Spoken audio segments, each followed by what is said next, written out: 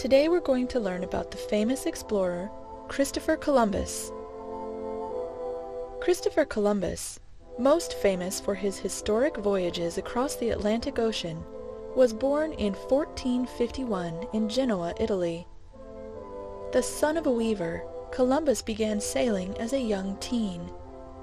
He sailed to many places: Greece, England, Ireland, Iceland, Portugal, West Africa, and Spain.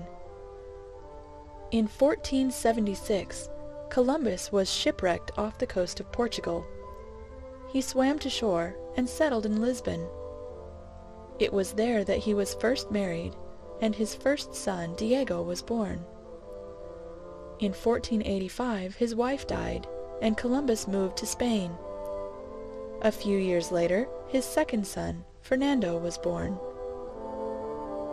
It was about this time that Christopher Columbus began to be fascinated by the idea that it might be possible to sail west from Europe to reach Asia. Trade of spices and silk with India and China was incredibly important and incredibly profitable, but the journey, whether overland or by sea, was long and dangerous. If Columbus could succeed in sailing directly from Europe to Asia by going west, he could make a lot of money and become very wealthy. It is a misperception that most people back then thought that the world was flat. In fact, most people knew that the world was round, but nautical experts thought that Columbus had estimated the distance from Europe to Asia to be much too small. They thought that he would only make it halfway there before running out of food and supplies. Because of this, he could not convince anyone to give him the money he needed for the voyage. His idea was rejected in Portugal, Genoa, and Venice. Then he went to Spain in 1486 and tried to persuade King Ferdinand and Queen Isabella to finance his expedition. But they were at war and did not have time or money for exploration. 6 years later, in 1492, the war ended, and the king and queen agreed to give Columbus the money he needed. On August 3, 1492, Christopher Columbus sailed west from Spain with 3 ships, the Nina, the Pinta, and the Santa Maria. Then one day, a map maker named Christopher Columbus had an idea. Do you know what? I think the world isn't flat at all. I think it's round like a ball. Did you hear what he said? Did you hear what he said? He said that the world is round. Oh, He's crazy, man. I think the world isn't flat at all. I think it's round like a ball. The world's as flat as the brim of your hat, and that is very plain. I know that I'm right. Oh, I know that I'm right when I say that the world is round. Oh, I'm right. I'm right. My thinking is sound, and I'll prove the world's round. It won't take very long. But it did take long, 7 long years, before Columbus could convince a king or a queen to let him try out his idea. Then Queen Isabella of Spain agreed to supply the ships and men for his trip. I will discover a shortcut to India and bring back some of the great wealth I find there. And I can do it, for I know the world is round. And instead of going east to India, I shall sail west and reach India around the other way. It will be a shorter and cheaper way, for I'll do it all by sea. Queen Isabella provided Columbus with 3 ships, the Nina, the Pinta, and the Santa Maria. And on August 3rd, 1492, they set sail across the unknown. After a pit stop in the Canary Islands, the charted world was behind them. Columbus had been right not to trust existing maps, but he didn't realize that his own plotted course to Asia was short by nearly 10,000 miles. Luckily, a series of islands, the future West Indies, lay almost exactly where he believed India to be, and the relieved sailors made landfall. This is where things get tricky. We're still not sure of the exact location where Columbus first landed, but he was convinced he'd made it to India and declared the route successful. Mission accomplished. The Indians who greeted him were actually an indigenous people who had lived there for centuries. So the claim that Columbus discovered the Americas is only true from a European perspective. But as far as Columbus was concerned, he was right where he'd expected to be. In an exotic land full of natives and spices. Reached land, and Columbus and his crew saw the people with reddish-brown skins who lived there. Oh, I think it is rather surprising that they should have reddish-brown skins. But now since we have landed in India, then these people must be Indians. We'll call this part of India San Salvador, and I take possession of it in the name of the King and Queen of Spain.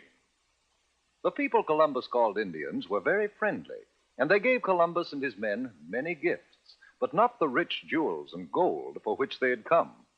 For Columbus really wasn't in India at all. He was on one of the islands off the coast of America. But because of Columbus's mistake, the natives of America have been called Indians ever since. Columbus visited other islands near San Salvador, looking for the great wealth of India. And then he and some of his men returned to Spain. Hooray for Admiral Christopher Columbus! Columbus was convinced that he had reached the Indies, a series of islands in Southeast Asia, and so he called the people that he met there Indians. He didn't find very much gold on San Salvador, and so he sailed around exploring other islands. On Christmas Day, the largest ship, the Santa Maria, ran aground and had to be abandoned, so Columbus left 39 crewmen in what is now Haiti to start a settlement and hopefully find more gold. Columbus took some of the native people with him and returned to Spain in March of 1493. Besides the people and a little gold, Columbus brought back things like pineapples, turkeys, parrots, and tobacco, to prove that there were riches to be found across the ocean. He was rewarded by being named Admiral of the Ocean Sea and was appointed Viceroy and Governor of the new lands. Word of his discovery spread quickly through Europe, and before the year was out, Columbus set sail leading a second, much larger expedition.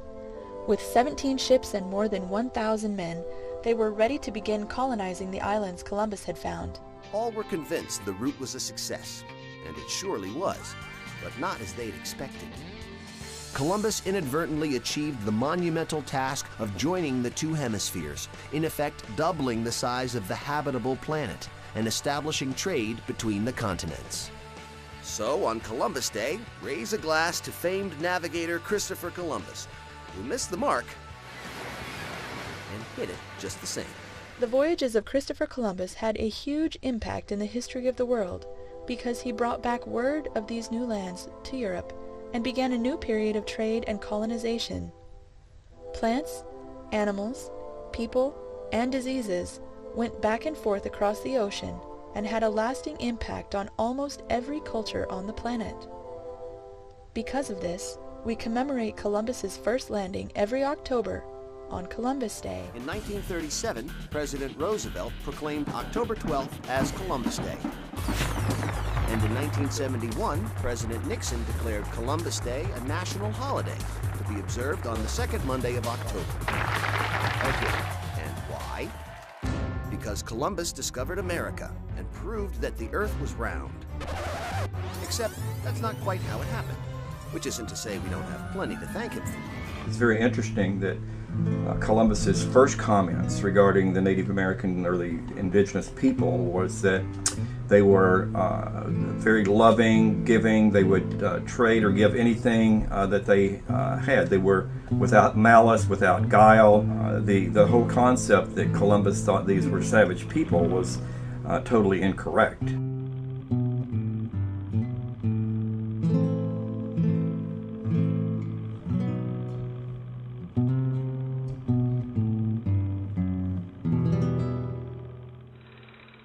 We'll call this part of India San Salvador, and I take possession of it in the name of the King and Queen of Spain.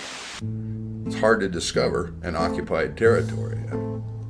I often go for the first time to visit people who have moved into the area, It may be the first time I've been to their living room, but I can hardly say I discovered it. I mean, after all, they lived there. Much less can I extrapolate by virtue of my noble achievement of knocking on their door that somehow or another the newly discovered living room becomes mine. The general consensus is that Spain came for God, glory, and gold, and God being that they were going to spread the Catholic religion, glory because they were going to add more land to the crown, and of course gold because they were going to get rich. Columbus had no trouble getting ships and men for his second voyage, but he still hadn't the slightest idea that he was headed for the vast continent of America.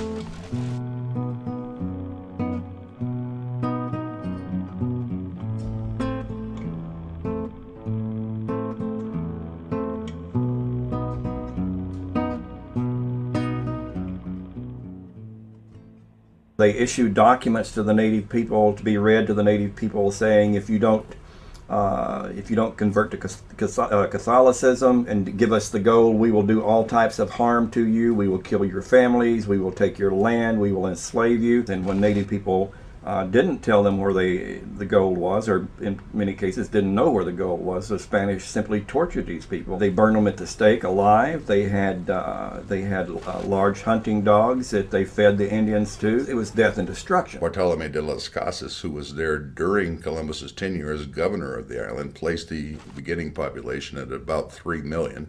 20th century historical demographic studies had placed it as high as 8.5 million. Whatever the reality actually was, it had been reduced to about 100,000 by the time he left, and by 1550, it was gone, extinct.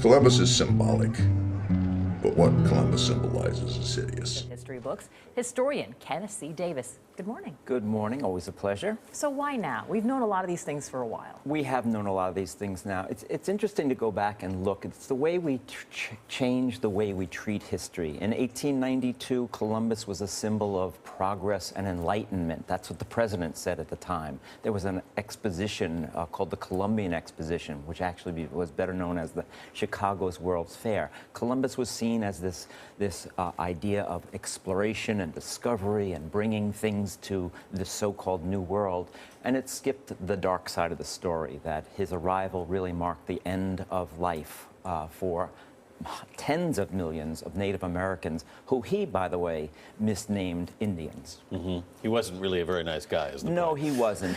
He immediately saw that he could put these people to work. There was forced labor. The punishments were pretty draconian. Mm-hmm. He would chop off hands. He would crucify the natives if they didn't produce their quota of gold. How then, Kenneth, did this actually end up being a day? I mean, a holiday here? Interesting. Well, partly it's the way we like to tell history as a story of pride and patriotism, right, and somebody has an agenda. And so in 1892, it was a big deal for America. By 1934, when it became a national holiday, the Knights of Columbus, an Italian-American organization, really had the political clout to get it named as a holiday that still celebrated those ideas of progress and enlightenment. It's only later on that the scholarship showed how terrible this arrival really was for the Native American people. In the context of the time period, you can understand why the version was started. But why was this sanitized version of Christopher Columbus, why did it continue to be passed down? Because we like to have a sanitized version of history. We're even still fighting over that today in America. Who tells the story? Mm-hmm. We just had a fight over this in Colorado, where a school board wanted a history that leaves out civil discord and civil disobedience. But we can't tell history that way. That's not what history is really about. We have to tell the dark and the good side of the story, and that's certainly what I've always tried to do. It's a lot more interesting that way. So now there's this discussion about, as we see a movement already afoot in a number of places, to rename the day and sort of repurpose it, if you will. I'm not sure I'd call it Indigenous Peoples Day. I might send that back to the marketing department, but... Well, it's certainly caught on in Berkeley, California, and I believe Seattle. Another state calls it Native Americans Day. Some people have tried to go for Discoverers Day, that we should celebrate the idea of discovery and exploration, which is a notable idea. But I think it's always a good way to say, let's talk about what this really meant, who Columbus was, what his arrival actually meant. We're talking about Ebola right now. Columbus also introduced the diseases that probably wiped out most of the Native American people. So interesting connections of past to present. Always fascinating. Kenneth